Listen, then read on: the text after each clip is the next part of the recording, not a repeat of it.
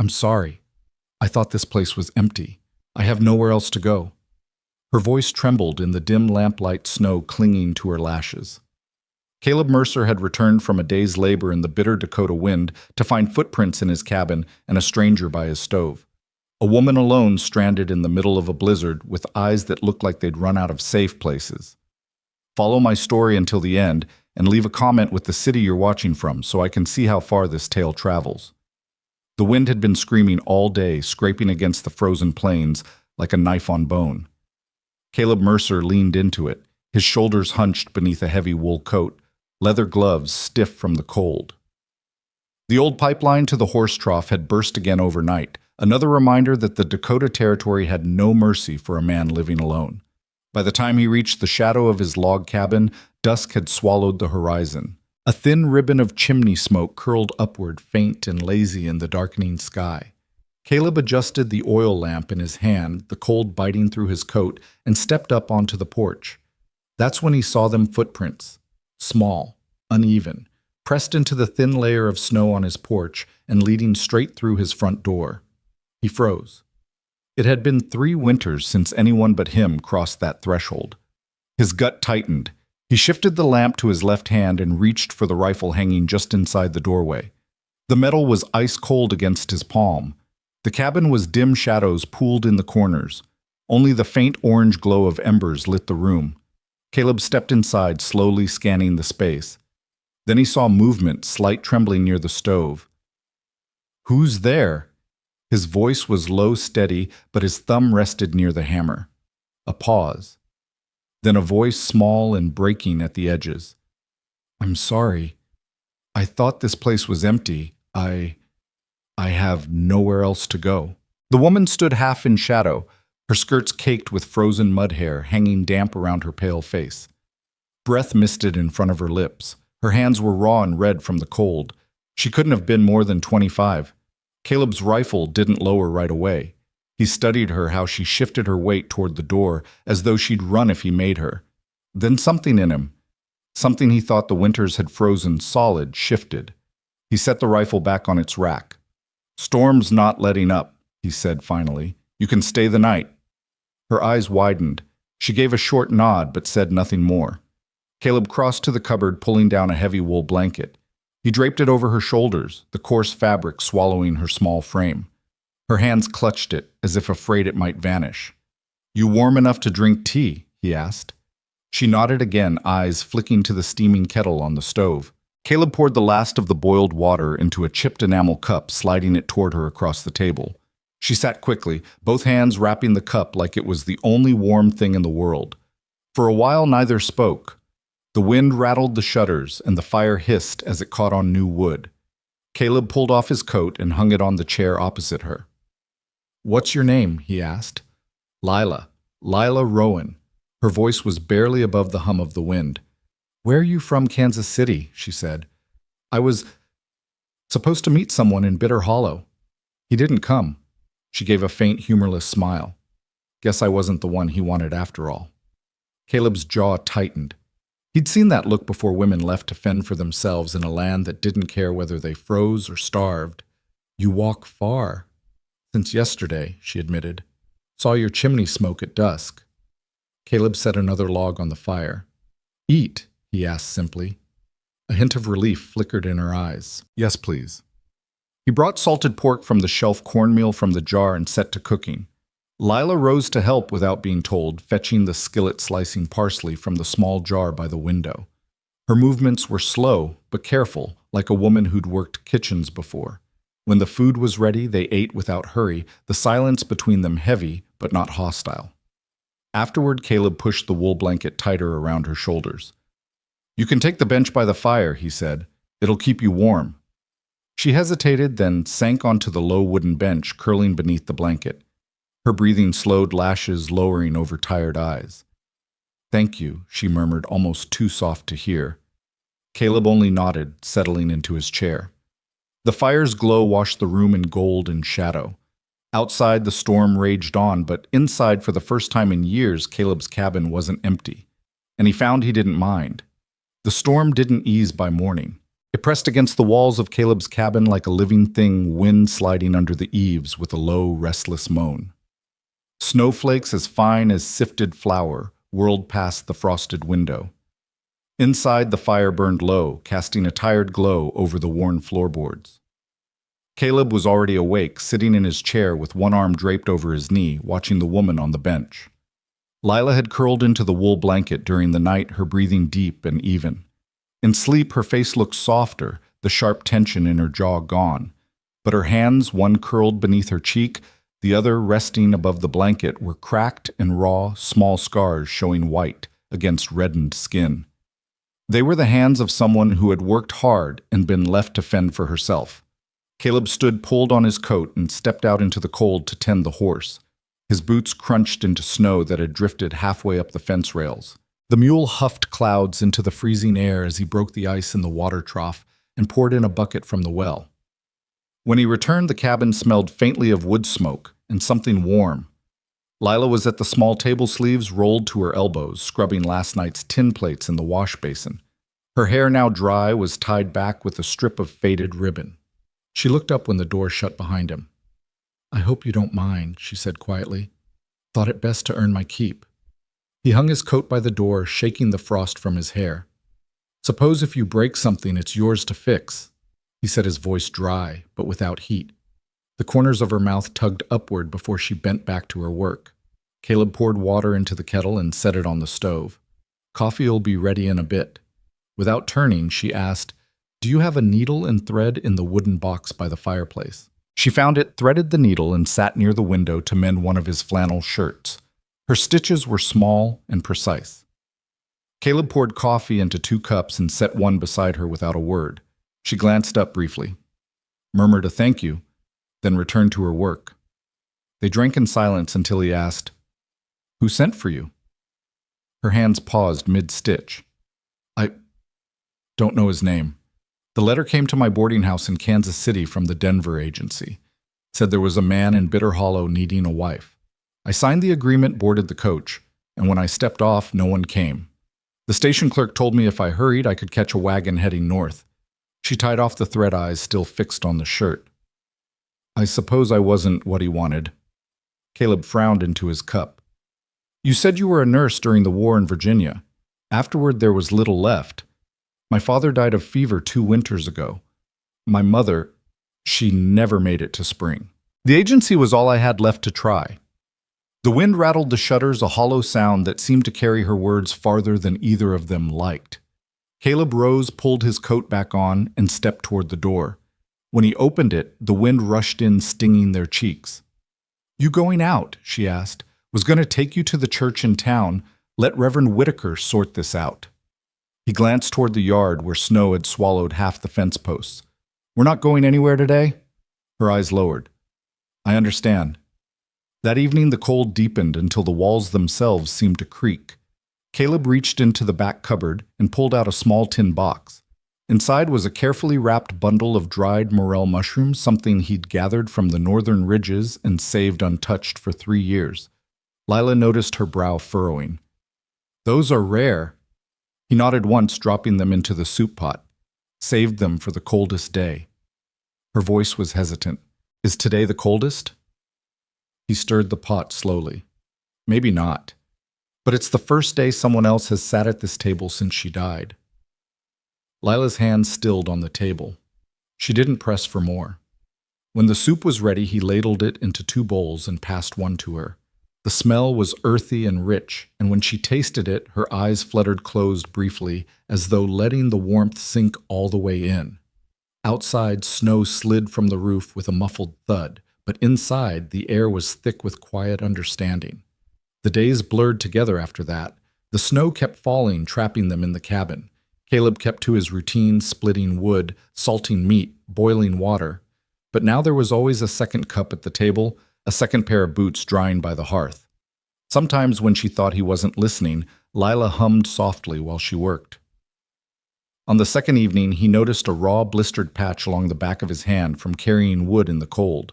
Before he could say anything, she was kneeling beside him, pulling a tin of balm from her small travel bag. "You should have said something," she murmured, smoothing the salve over his skin with careful fingers. I've had worse. I know, she said quietly. I have too. She wrapped his hand in linen and tied it gently before returning to her corner without another word.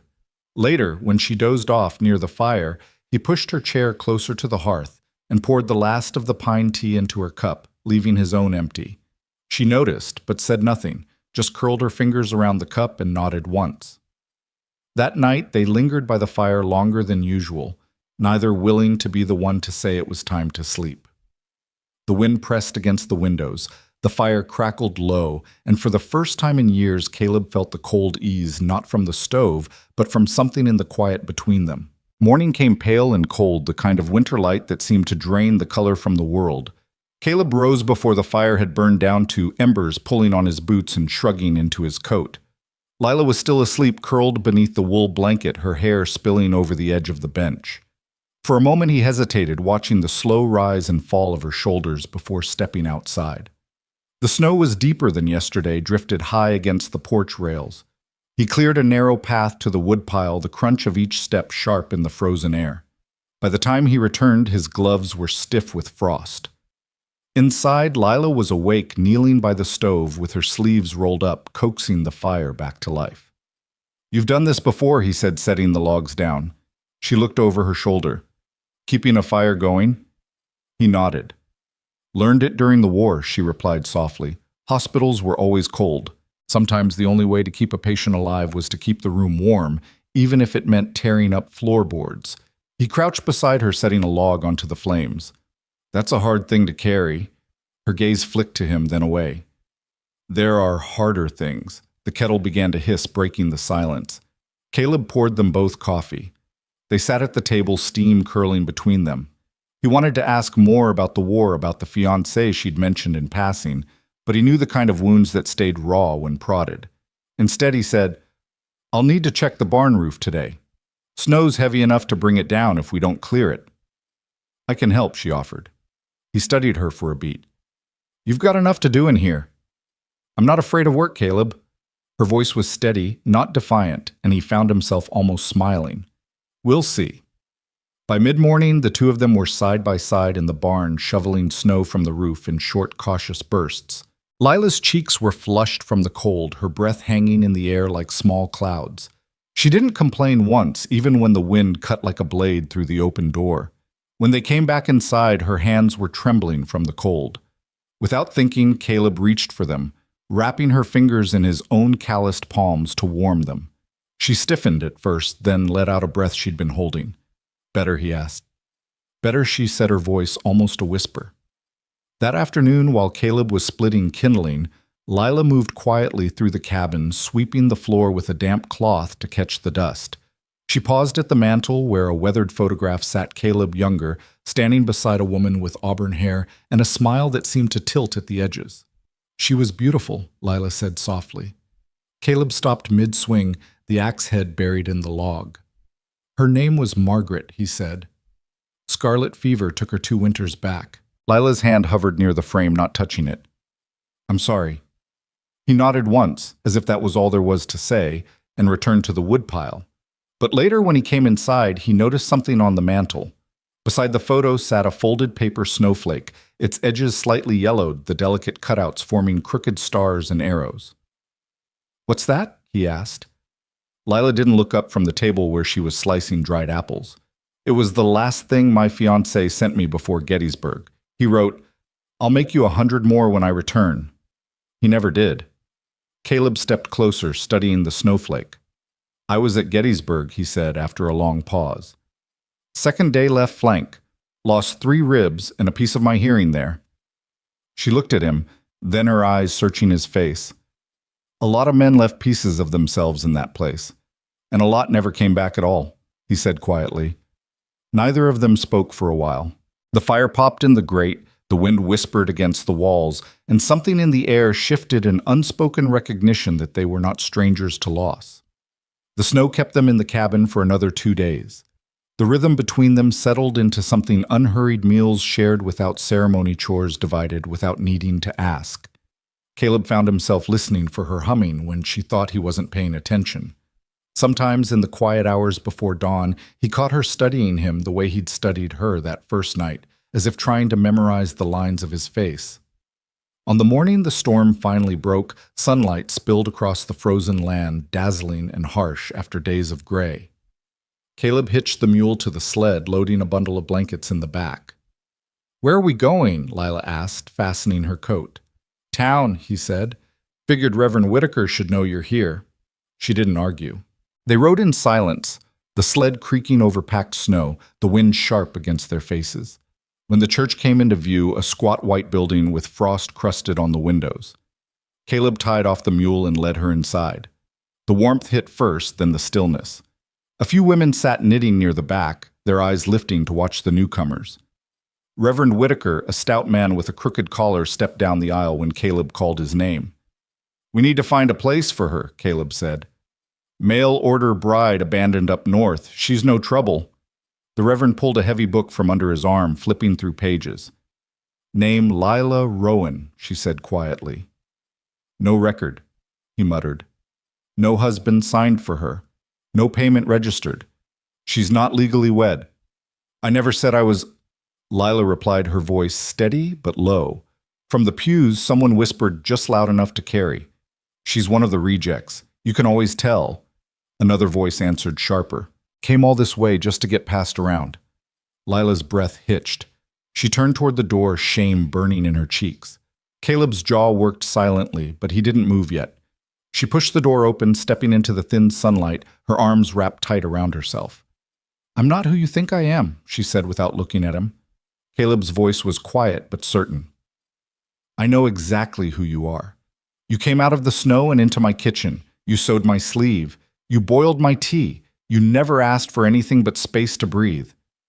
She looked up at him, then snow catching in her lashes. "I brought you here to be claimed," he said, his voice even. "Didn't know it would be by me." The wind curled sharp around them, carrying the smell of pine and cold iron from the church's bell tower. Lila's gaze stayed locked on the snow-packed ground, but Caleb didn't look away from her. His gloveless hand reached out, resting gently on her shoulder, not to hold her in place, but to make sure she felt the weight of his words. "You do now," he said simply. Her eyes lifted, searching his face, as if looking for a crack in the truth he'd just given her. Whatever she saw there made her chest rise and fall in one long, steady breath. She nodded once. They turned together, walking down the wooden steps toward the mule and sled. The murmurs from inside the church followed them out, muffled by the heavy doors. Caleb untied the reins, helping Lila climb into the back. She settled into the blanket without protest, this time her hands clutching the edge of it as he climbed up front. The ride back was quieter than the journey in, but it wasn't the same kind of quiet. The air between them felt taut, carrying something unspoken, but no longer uncertain. Snow flurries danced across the open fields, catching on Lila's dark hair, turning it to silver in the pale light. Caleb glanced back at her once, but she was looking at the horizon. When they reached the cabin, he helped her down from the sled. She didn't pull her hand away until her boots touched the packed snow. Inside the fire was still warm, the scent of pine logs heavy in the air. Lila removed her coat and hung it on the peg beside his, the simple act looking almost like a claim. He went to stack more wood by the stove. "You hungry?" She nodded. "I can make something."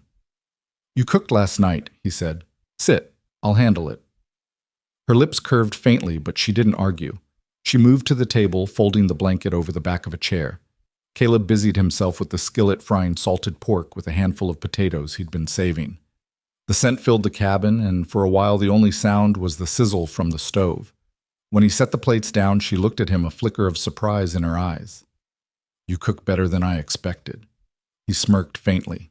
"Living alone will teach you a few things." They ate without hurry, passing the bread between them. When they'd finished, Lila stood to clear the plates, but Caleb stopped her with a hand on her arm. "Leave it. I'll take care of it." Her brow furrowed slightly, but she returned to her seat. "You're different," she said after a moment. He glanced at her. "Different how most men I've met out here. They take what they can, from people from the land. You don't." Caleb leaned back in his chair, studying her for a long moment. "Maybe I already lost too much to think that way." The fire popped softly.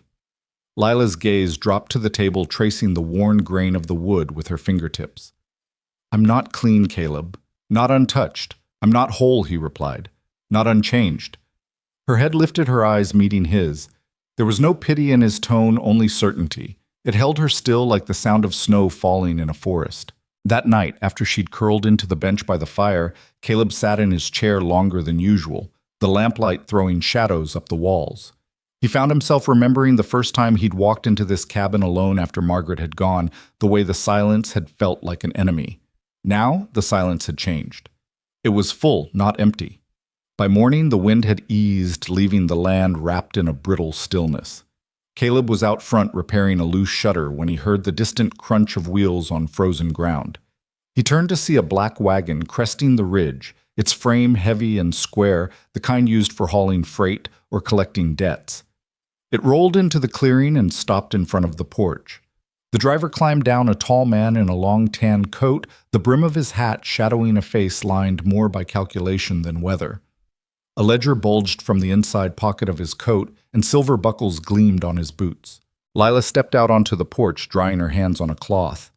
When she saw him, her face went pale, the cloth slipping from her fingers. "Royce?" she whispered.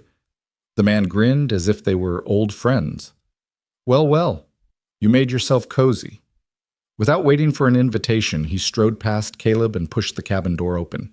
Caleb followed him in the air tightening in his chest. Royce reached into his coat and pulled out a folded sheet of paper. "Mail order contract, signed and paid. This woman belongs to me." He waved the document like it was a badge of authority. "You've got my property, Mercer." Lila's breath caught audibly. Caleb's jaw flexed, but he said nothing yet. Royce stepped closer, smirking. "What's the matter?" "Hiding my goods." Caleb stood between them. "She's not goods." Royce shoved him hard. Caleb staggered back a step, caught himself, and in one fluid motion his fist connected with Royce's jaw. The crack of bone was loud in the small cabin. Royce stumbled into the table, one hand going to his face. Outside, the sound had drawn a few neighbors to the fence line. They stood silently watching. Royce straightened his mouth, curling into a sneer. "You all see this," he called toward the open door. "I paid for her, fair and legal." Caleb didn't look away from him. He crossed the room, crouched by the loose floorboard near the hearth, and pulled out a small leather pouch. He placed it in Royce's hand. "That's what you paid, plus more. Now she owes you nothing, and I owe her everything." Royce glanced inside. The weight of it told him the truth. It was more than fair. He opened his mouth to speak, but Caleb stepped forward, voice low and cold. "Leave. And next time you put a price on a woman's life, make sure you can afford the man who loves her." Royce's eyes flicked from the pouch in his hand to Caleb's face, as if weighing whether to push the moment further. The murmur of the onlookers outside carried faintly through the open door, the cold air seeping in around them. For a long second, no one moved. Then Royce's lip curled more in wounded pride than in anger. He closed his fingers around the pouch and stepped back toward the door. "You think this changes anything?" he said, voice low and sharp. "It changes everything," Caleb answered. Royce hesitated, perhaps expecting Caleb to waver, but when none came, he turned on his heel. He pushed past the threshold into the brittle daylight, the crunch of his boots on the frozen ground sounding harsher than the wind. The black wagon groaned under his weight as he climbed back in his hands, snapping the reins. Snow sprayed under the wheels as it rolled away, swallowed by the tree line. Inside the cabin, the air seemed to expand in the sudden quiet. Caleb closed the door, the latch clicking into place with a finality that felt heavier than wood on metal. Lila stood near the stove, her hands clenched in the folds of her skirt, eyes wide and shining with unshed tears. "You didn't have to do that," she said, her voice trembling. "Yes," he replied simply, meeting her gaze. "I did." Her lips parted as if to argue, but the words never came. Instead, she let out a long breath and turned toward the fire, as though needing its warmth to steady herself.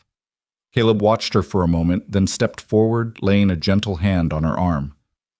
"You're safe here," he said. She didn't look at him, but her hand shifted slightly, just enough for her fingers to graze his. That was all the answer he needed. From outside, the muffled sound of boots on snow approached.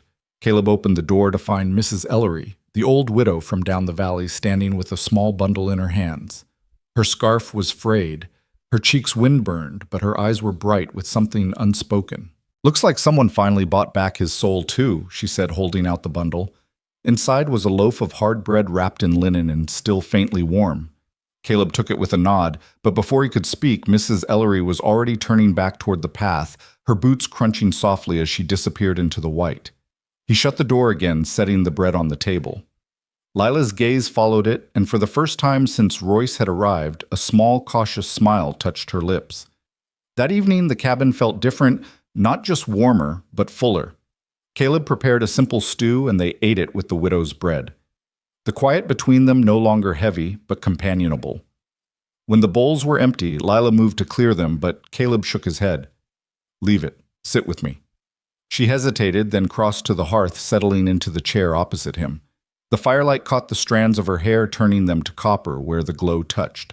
For a while they sat without speaking, the crackle of the fire the only sound. Finally she said, "No one's ever stood up for me like that." Caleb looked at her, his expression unreadable.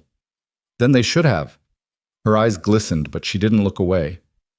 "Why did you—" He considered that for a long moment. "Because you walked into my home out of the snow and made it feel less empty." The words hung in the air, their weight settling in the small space between them. Lila's breath caught, and she turned slightly toward the fire, but not before he saw the way her lips trembled. The days that followed passed in a quieter rhythm. The snow began to melt in patches, the ground beneath showing dark and damp. Caleb worked on repairing the corral fence, while Lila tended to small things around the cabin, mending torn blankets, organizing the shelves, scrubbing the floor, until the wood shone. One morning she appeared at the door with her sleeves rolled and a determined look in her eyes. "Teach me how to split wood." He raised a brow. "It's not light work." "I can handle it," she said. He studied her for a moment, then handed her the axe. Her grip was tentative at first, but he stepped behind her, adjusting her stance, guiding her hands. The first few swings were clumsy, the blade glancing off the logs, but she didn't give up. When she finally split one clean through, she turned to him with a spark in her eyes. "Not bad," he said, and meant it. The afternoons were warmer now, the air carrying the faint scent of pine sap instead of frost. One evening, Caleb returned from checking the fence to find Lila baking cornbread. The smell filled the cabin, rich and comforting. She tore the first piece in half, handing him one without hesitation. "My mother made it every Sunday," she said softly. "Haven't made it in years." He took a bite, the crisp crust giving way to a warm, soft center. "Best I've had since—" He stopped the rest of the sentence, lingering unspoken, but she seemed to understand. Later that night they sat by the fire, the cornbread cooling on the table, Clara's soft knock sounding at the door. The little orphan girl from town stood there, shawl wrapped tight, holding an empty tin bucket. "Mr. Mercer," she said shyly. "I don't have any wood. Could I have some?" Before Caleb could answer, Lila knelt, offering her a piece of still warm cornbread. Clara's eyes lit up as she took it, nibbling quickly. Caleb fetched a small bundle of kindling and a few split logs, placing them in her bucket. "Take this tonight," he told her. "Come back tomorrow if you need more." Clara nodded, clutching the bucket and cornbread, and slipped back into the cold. When the door closed, Lila leaned against it for a moment, her breath catching. "You didn't have to—" "I don't want you handling hunger alone," Caleb interrupted gently. She didn't answer, but the look she gave him held something warmer than words. That night, after she'd settled near the stove, Caleb took a small wooden board and with a heated poker burned words into its dark grain. "This cabin is no longer a place of silence." He set it against the wall near her bedroll. She stirred, but didn't wake. He stood there a long moment, the firelight painting her face in golden shadow, before finally turning away. The morning broke clear and sharp, the kind of cold that seemed to etch every branch and fence post in glass. Sunlight spilled across the snowdrifts, dazzling and hard, but inside the cabin the fire had burned steady through the night. Lila was already up, standing on the porch, with her sleeves rolled, pinning damp laundry to a rope stretched between two cedar posts. The fabric stiffened almost instantly in the air, but she moved with quiet focus, cheeks pink from the cold. Caleb watched her from inside as he sanded a length of pine near the hearth. The rasp of the tool and the faint scent of resin filled the room. It was the sort of morning that felt almost ordinary until the sound of hooves on packed snow carried from the ridge. Slow, deliberate, not the hurried gait of a neighbor. Lila straightened, a clothespin paused in her fingers. A black wagon appeared at the edge of the clearing, its frame too polished for the rough country drawn by a pair of matched bays. It rolled to a stop in front of the porch. The driver's door opened and a man stepped down tall with a long tan coat and boots that gleamed with silver buckles. The color drained from Lila's face, her hands lowered to her sides, the clothespin falling into the snow. "Royce," she whispered. He smiled as though savoring a private joke. "Well, I'll be damned. You made yourself cozy." Without asking, he mounted the steps and pushed past her into the cabin. Caleb looked up from his work, setting the pine aside slowly. His gaze tracked the man as he crossed the room, pulling a folded paper from his coat pocket. "Mail order contract," Royce announced, shaking it open like a banner. "Signed and paid. That makes her mine." Lila's breath came faster, her back pressed to the wall. Caleb rose to his full height, positioning himself between them. "She's not yours." Royce's grin thinned. "You hiding my goods?" "Mercer." "Not goods." Caleb set his voice steady. Royce stepped closer, close enough that Caleb could smell the faint, sharp tang of cologne. Something imported. Something that didn't belong here. He shoved Caleb hard. The impact forced him back a step, but before Royce could speak again, Caleb's fist connected with his jaw. The sound of it cracked in the small room. Royce staggered, catching himself on the table. Outside, a handful of neighbors who had followed the wagon now stood at the fence line, their faces pale against the winter light.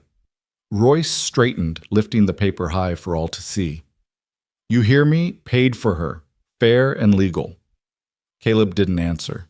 Instead, he crossed to the loose floorboard near the hearth and knelt, prying it up with the ease of habit. From the space beneath, he drew a worn leather pouch, thick and heavy. He set it in Royce's palm. "That's what you paid. Plus more," Caleb said, his voice cold enough to frost the air. "Now she owes you nothing, and I owe her everything." Royce glanced inside. The weight told him the truth. It was more than fair. He opened his mouth, but Caleb stepped forward, his presence filling the space. "Leave. And next time you put a price on a woman's life, make sure you can afford the man who loves her." The words seemed to root Royce in place for a heartbeat. Then he backed toward the door, his eyes flicking from Caleb to Lila, as though searching for some sign of doubt. Finding none, he stepped outside. The crowd didn't cheer or speak. They simply parted to let him pass. He climbed into the wagon, snapping the reins without another word, and the horses carried him back toward the trees until the sound of wheels on snow faded into silence. Caleb shut the door and turned to find Lila still near the wall, her hands pressed to her skirt. Her eyes shone not with fear now, but with something harder to name. "You didn't have to," she began. "Yes," he interrupted quietly. "I did." For a moment she only stood there, the firelight brushing gold across her hair. Then she nodded, the smallest movement, but enough to bridge the space between them. Later, as the sun dipped low, Mrs. Ellery appeared at the door. The old widow's scarf was frayed, her boots crusted with frost, but her gaze was sharp. In her hands was a loaf of bread wrapped in linen.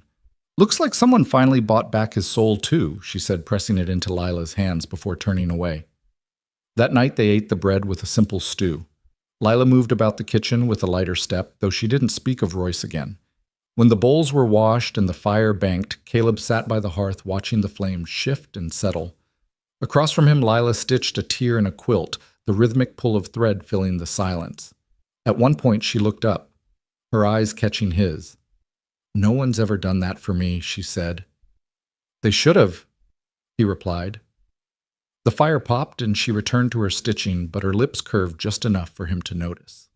The wind outside carried the scent of coming snow, but inside the cabin the air held something warmer, something neither of them was ready to name, but both had already claimed.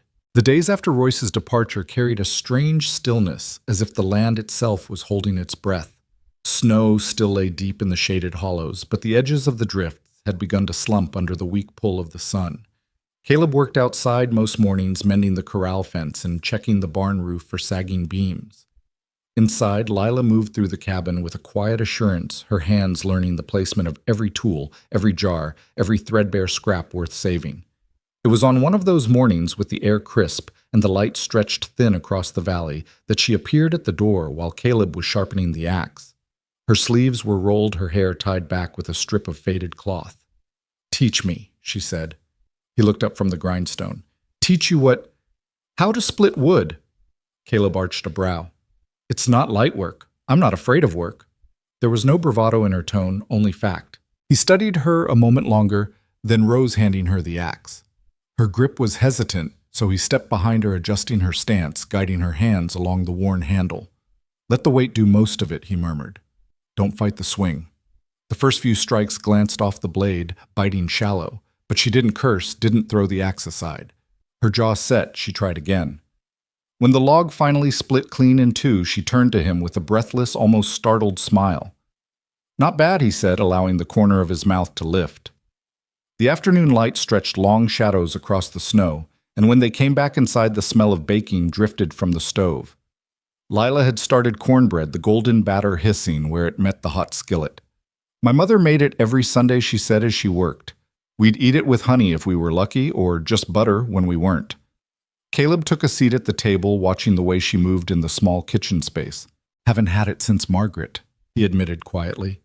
Lila glanced at him, a flicker of understanding in her eyes, but said nothing more. When the bread was ready, she tore the first piece in half and handed him one. The crust crackled the inside, soft and warm. They ate in companionable silence, and for a while the cabin felt untouched by the harshness beyond its walls. But the moment shifted when a soft knock came at the door. Caleb opened it to find Clara, the little orphan girl from town, clutching an empty tin bucket and wearing a shawl too thin for the weather. Mr. Mercer, she said shyly. Don't have any wood left. Could I have some? Before Caleb could answer, Lila stepped forward, kneeling to meet the girl's eyes. She placed a generous slice of cornbread into Clara's hands. The child's eyes widened, and she took a quick bite as though afraid it might vanish. Caleb fetched a bundle of kindling and a few split logs, setting them carefully into the bucket. Take this tonight, he told her. Come back tomorrow if you need more. Clara nodded, her cheeks pink from the cold, and hurried off into the fading light. When the door closed, Lila leaned against it for a moment, her breath catching. You didn't have to. I don't want you handling hunger alone, Caleb said softly. Her eyes met his, something unspoken passing between them before she moved back to the table. That night, after she'd settled near the stove, Caleb pulled a small wooden board from the shelf. With a heated poker, he burned words into the grain. This cabin is no longer a place of silence. He set it against the wall near her bedroll. She stirred but didn't wake the firelight washing over her face. The next morning dawned with a thin mist rising from the snow. Caleb was outside tending to the mule when he heard her humming from inside the sound, faint but warm. When he returned, she was standing at the table with a folded paper in her hands. What's that? He asked. She laid it flat, revealing a delicate snowflake cut from yellowed paper.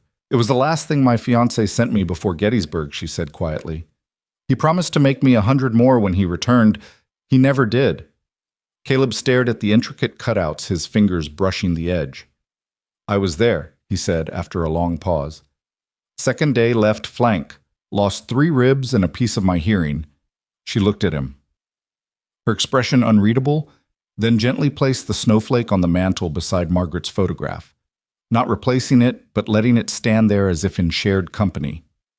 Neither spoke of it further, but that evening, as the fire burned low and the wind rattled the shutters, Caleb added 2 extra logs to the hearth. Not for the warmth, but because some silences deserved guarding. The snow began to give way under the weight of late winter sun crusting in the morning, softening by afternoon. In the yard, patches of frozen earth showed through like old scars.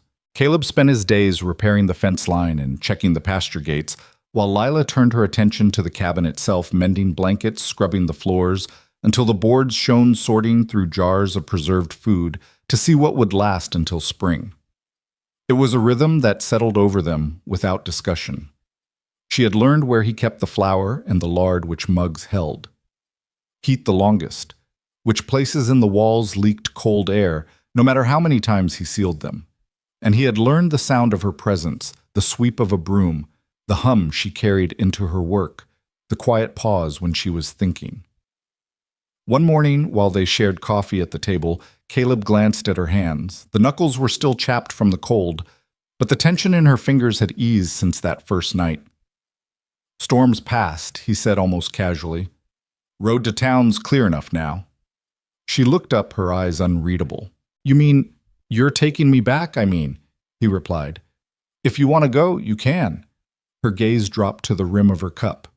And if I don't? He didn't answer right away, just took a slow sip before setting his mug down. Then you stay. They let the matter rest there, the fire popping softly in the hearth. By mid-morning, Caleb had the mule hitched to the sled. Lila bundled herself in a wool coat and scarf, her gloved hands holding tight to the side rail as they moved along the rutted, icy road. Neither spoke much. The landscape stretched pale and endless in every direction, the sky a washed-out blue. The town appeared just after midday, smoke rising from chimneys, dogs nosing at the snowbanks, the sound of boots on packed snow echoing between the buildings. Caleb steered the mule toward the small white church on the edge of town. Its windows were rimed with frost, the bell tower casting a long shadow across the yard. Inside, the air was warmer, but edged with that particular hush that only churches seemed to hold. A few women sat knitting in the back pews, their eyes lifting as the door closed behind the newcomers. Reverend Whitaker emerged from a side door, a stout man with a crooked collar and a book tucked under one arm. We need to find a place for her, Caleb said without preamble. Mail-order bride abandoned up north. She's no trouble. The Reverend squinted at Lila. Name Lila Rowan, she said quietly. He set the book on a nearby table, flipping through the pages. No record, he muttered. No husband signed for her. No payment registered. She's not legally wed. I never said I was? Lila replied, her voice low but steady. A whisper rose from the pews, just loud enough to carry. One of the rejects. You can always tell. Another voice followed sharper. Came all this way just to get passed around. Lila's shoulders stiffened. Her eyes flicked toward the door, shame flushing her cheeks. She turned and started walking. Caleb's jaw clenched, but he didn't move until he was outside with her, the thin sunlight catching in her hair. I'm not who you think I am, she said, arms crossed against the cold. Caleb's voice was steady. I know exactly who you are. You came out of the snow and into my kitchen. You sewed my sleeve, you boiled my tea. You never asked for anything but a place to breathe. She stopped looking up at him. And you brought me here to be claimed. He nodded once. Didn't know it would be by me. The wind curled around them, carrying the faint chime of the church bell. For a moment they stood there, neither willing to move first. Then Caleb stepped forward, his gloveless hand resting lightly on her shoulder. You have somewhere to go now, he said. Her eyes searched his face, the lines worn by years of wind and loss, and something in her seemed to settle. She didn't argue when he led her back to the sled. The ride home was quiet but not strained. Snow flurries drifted in the air, catching on her lashes. Caleb kept his eyes on the road, but every so often he felt her gaze on him as if she were memorizing the shape of his profile. When they reached the cabin, he helped her down, his hand lingering around hers for a breath longer than needed. Inside, the warmth of the fire wrapped around them like a living thing. She hung her coat beside his on the peg, the two garments brushing lightly together. Caleb went to add wood to the stove. You hungry? I can make something, she offered. You cooked yesterday, he said, a faint smile at the corner of his mouth. Sit. I'll handle it. She obeyed, her fingers twisting together in her lap as the smell of sizzling pork filled the air. When he set the plates down, she met his eyes. You cook better than I expected. Living alone'll teach you, he replied. They ate, and when she reached for the dishes afterward, he shook his head. Leave it. Sit a while longer. Her gaze lingered on him. You're different. Different how most men I've met out here take what they can. You don't. His eyes held hers for a long moment. Maybe I've already lost too much to think that way. She didn't respond, but her hand stilled, and in the soft space that followed, something unspoken settled between them, as real and solid as the log walls surrounding them. The days lengthened just enough for the sun to linger past supper, laying long gold bands across the snow outside the cabin.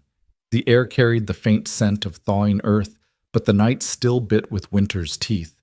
Caleb found himself watching Lila more often in those quiet evenings, how she brushed stray crumbs from the table, how her fingers curled around a coffee cup as if drawing warmth into herself. There was a steadiness to her now, a kind of calm that hadn't been there when she first stepped into his home. It was that same calm that made what came next all the sharper. The sound of hooves reached them first, slow, deliberate echoing off the frozen ground. Caleb set down the plane he'd been using on a pine board and looked toward the window. A black wagon emerged from the edge of the trees, its lacquered sides catching what little light the afternoon offered. Lila was on the porch shaking crumbs from a cloth when she saw it. The color drained from her face. Her hands stilled mid-motion. "It's him," she whispered. The wagon rolled to a stop in the clearing, the horses stamping at the snow. A tall man stepped down, dressed in a tan coat too clean for a place like this. Silver buckles gleamed on his boots, and a folded paper protruded from the inside pocket. "Royce Hale," Lila said under her breath, the name tasting like something she'd meant to forget. He grinned, a slow, deliberate curl of the mouth. "Well, if it isn't my bride making herself cozy." Without a word to either of them, he mounted the steps and pushed past her into the cabin. Caleb straightened from where he'd been leaning against the table, his eyes narrowing. "You've got business here." Royce pulled the paper from his coat and held it up like a badge. "Mail order contract, signed and paid. That makes her mine." Lila flinched but didn't move from the doorway. Caleb's jaw tightened. "She's not yours." Royce smirked, stepping closer until the air between them seemed to grow colder. "You hiding my property?" "Mercer?" "Not property," Caleb said evenly, "and not yours." The smirk hardened. "I paid good money. You think you can just—" He shoved Caleb hard. The shove barely moved him before Caleb's fist shot forward, connecting with Royce's jaw in a sharp, satisfying crack. Royce staggered back into the table, one hand flying to his face. Outside, the noise had drawn a few neighbors from down the road. They stood at the edge of the yard, watching without stepping forward. Royce straightened, raising the paper for the crowd to see. "You hear me? Paid for her fair and legal." Caleb didn't so much as glance at the paper. Instead, he walked to the hearth, crouched, and lifted the loose floorboard with a practiced motion. From the hollow space beneath, he drew a leather pouch worn soft at the seams. He crossed the room and dropped it into Royce's hand. The weight of it made Royce's eyes flicker. "That's what you paid," Caleb said. "And more. Now she owes you nothing, and I owe her everything." Royce opened the pouch, his fingers sifting through silver coins and folded bills. It was more than the contract was worth, and they both knew it. "You think this ends it?" he asked, voice low. Caleb stepped closer, his voice like cold iron. "It ends here. And next time you put a price on a woman's life, make sure you can afford the man who loves her." Something in Royce's expression shifted. Anger, maybe shame, but he didn't reply. He backed toward the door, his eyes lingering on Lila as if expecting her to speak. She didn't. The crowd outside parted without a word as he climbed into the wagon. The horses stamped the wheels, groaned, and soon the sound of his departure faded into the trees. Caleb closed the door and turned to find Lila still standing by the stove. Her hands clenched together. Her breathing was uneven, but her eyes were steady when they met his. "You didn't have to do that," she said quietly. "Yes," he replied. "I did." Her lips pressed together, not in disapproval, but in something like understanding. She moved to the table, her hands brushing the wood as if grounding herself. A knock came, then gentler this time. Mrs. Ellery stood in the doorway, her scarf pulled tight around her head, a small bundle in her hands. "Looks like someone finally bought back his soul," she said, placing the bundle on the table. Inside was a loaf of hard bread still faintly warm. Lila touched the linen wrapping as if it might vanish, and when she looked up, there was the smallest cautious smile. That night, the bread was eaten with a simple stew. Caleb noticed Lila's shoulders had eased, though she still moved with that measured grace she carried into everything. After the dishes were set aside, he found her sitting by the hearth, the firelight playing across her face. "No one's ever stood up for me like that," she said after a long silence. "They should have." He answered. The fire popped and she lowered her gaze, but not before he saw the faint glimmer in her eyes. Outside, the cold pressed against the walls, but inside, something warmer had begun to take root. The morning after Royce's departure was unnervingly still. No hoofbeats in the distance, no voices on the wind, only the muffled creak of snow shifting under its own weight. Caleb stepped outside early, the sky washed in pale blue, his breath curling into the cold. The mule stood quiet by the fence, steam rising from its flanks, and for the first time in days he felt the air around the cabin unclench. Inside, Lila was kneeling by the hearth, coaxing the fire to a stronger burn. She glanced over her shoulder as he came in, brushing ash from her skirt. "The woodpile's low," she said. "I'll take care of it," he replied, hanging his coat on the peg. "You've done enough lately." Her brow furrowed slightly, but she said nothing, moving instead to the table where she began measuring flour into a bowl. The simple act, the quiet rhythm of her hands, made the space feel less like a refuge and more like a home. They worked separately through the morning, Caleb outside splitting logs while Lila baked. The smell of fresh bread met him as soon as he stepped back inside. She was leaning over the table, slicing the warm loaf, the steam curling up into the cool cabin air. "Mrs. Ellery's bread didn't last long," she said, offering him a piece. He took it, biting into the soft center. "Yours is better," he said simply. That earned him the faintest smile before she turned back to her work. By midday, the sun had warmed the snow just enough to make the yard slick underfoot. Caleb was repairing a loose hinge on the barn door when he heard the light, quick crunch of smaller footsteps behind him. He turned to see Clara, the orphan girl, her shawl pulled tight, a flush on her cheeks. "I brought back the bucket," she said, holding it out. Caleb took it, nodding. "You need more wood." "Not today," she said, glancing toward the cabin. "Miss Lila said she might teach me to sew if I come by." He gestured toward the porch. "Go on then, she's inside." Clara darted toward the door, her boots kicking up small sprays of slush.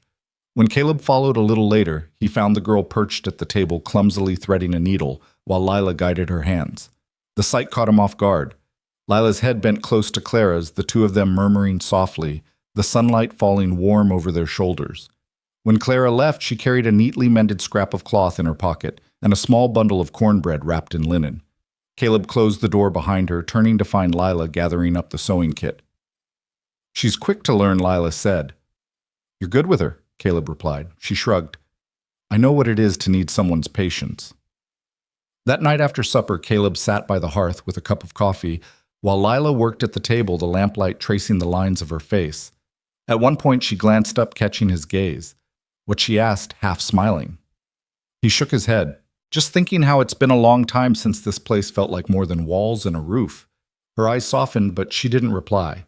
Instead, she set her work aside and moved to the chair opposite him. They sat in silence, the fire between them, the air thick with unspoken things. Outside, the wind shifted, carrying with it the scent of damp earth from the lowlands. Spring wasn't here yet, but it was close enough to imagine. Caleb wondered, as he watched her in the flickering light, what would happen when the thaw came, if she'd decide to stay, or if the road would pull her away. Lila must have read something of that thought in his face, because she said quietly, "I meant what I said in town. I'm not who they think I am, but I'm also not leaving unless you send me away." He set his cup down, the ceramic ringing softly against the table. "Then you're not leaving." Her shoulders eased at that, and for the first time since he'd met her, he saw the tension in her eyes give way to something else, trust fragile but real. They stayed by the fire until the embers glowed low, the quiet stretching between them like a promise neither was ready to put into words. The next morning dawned with a thin veil of fog clinging low to the valley, softening the edges of the pines and making the world seem smaller, quieter. Caleb rose before the light had fully taken hold, moving through the cabin with the practiced stillness of a man used to keeping his own company. But now there was another rhythm woven into his mornings, the faint creak of the bench where Lila slept, the sound of her breath shifting as she woke. She sat up, rubbing her hands over her face before pulling the blanket tighter around her shoulders. "You're up early," she murmured, her voice still rough from sleep. "Always am," he replied, pouring coffee into 2 tin mugs. He set one in front of her. "Got fence rails to finish before the ground gets too soft."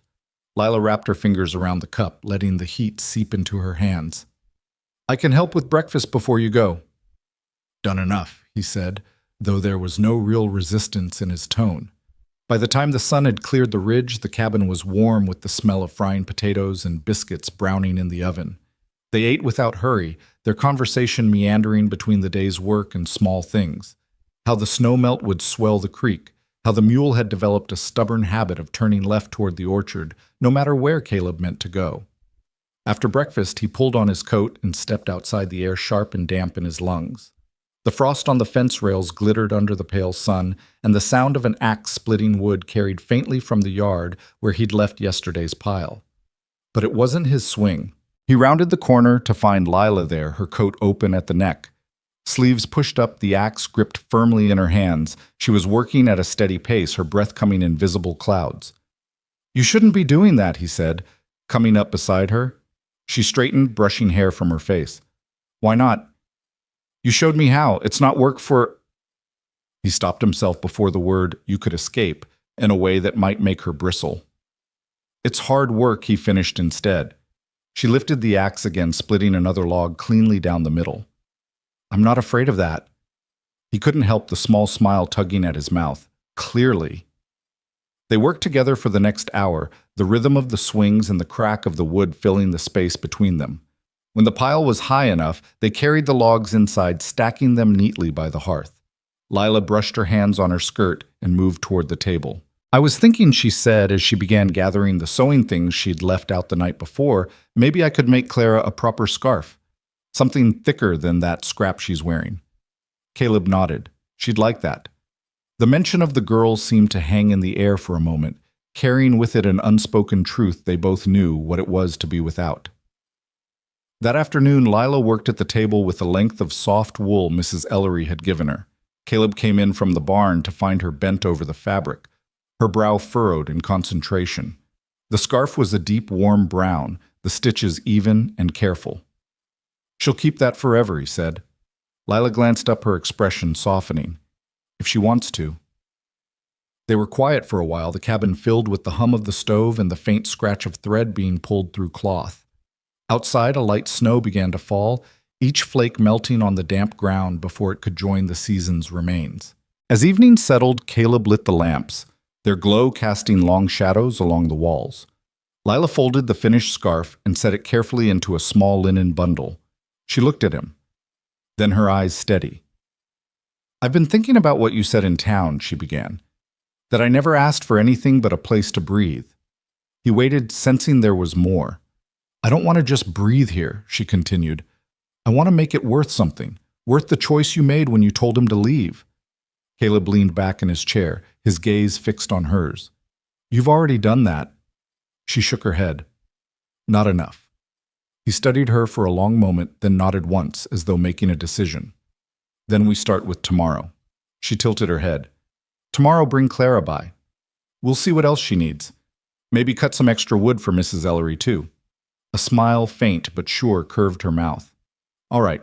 They sat there a while longer, the scarf between them on the table, the fire crackling low. The snow outside thickened, tapping gently against the window panes. Caleb felt the old familiar ache of winter in his bones, but it was softened now by something warmer, something he hadn't let himself believe in for a long time.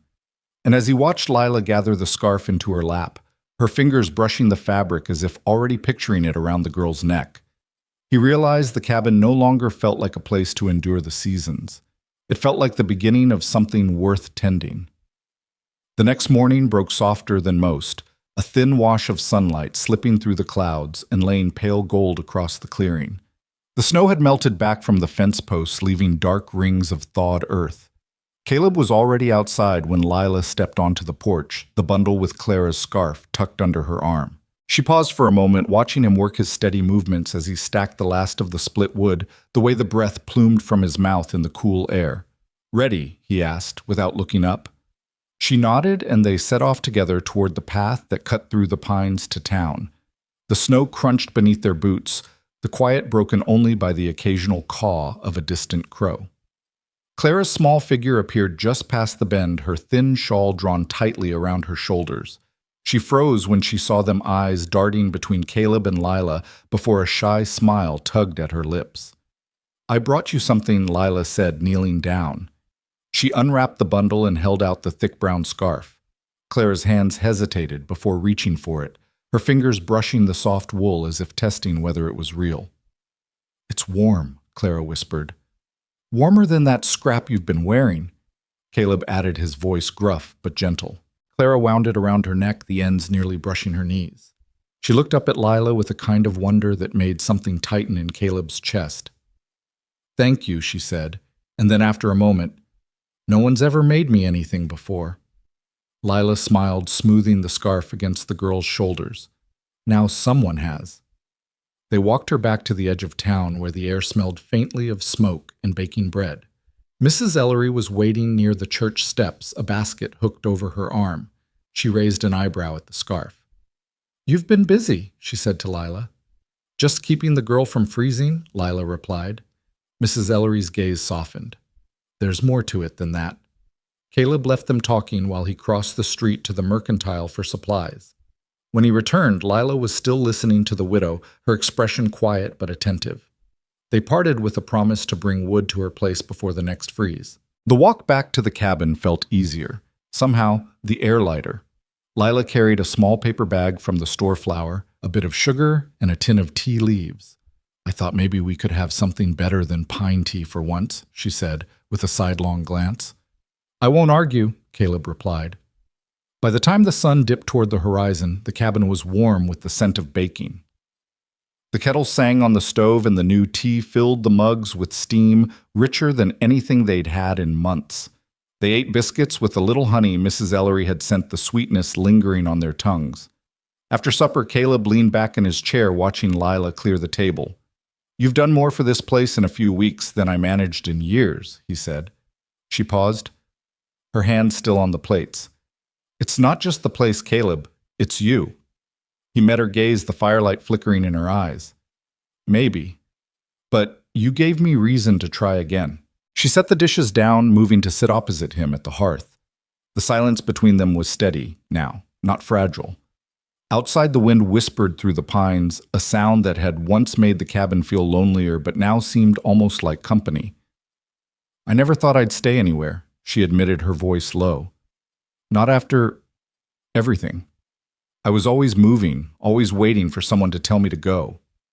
"No one's telling you that here," he said. Her lips curved faintly. "I know." The fire settled into a deep, steady glow, shadows painting the walls.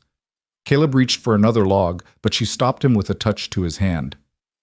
"Leave it," she said. "It's warm enough." They sat there until the kettle hissed again, until the night folded in around them. And for the first time in years, Caleb felt the weight of the season shift, not because winter was ending, but because the silence in his life had been replaced with something that would last far longer than the snow. When he finally rose to bank the fire for the night, he glanced at the small wooden board he'd placed near her bedroll weeks ago. The words he'd burned into it were still clear in the lamplight. "This cabin is no longer a place of silence. It wasn't just a promise anymore. It was the truth."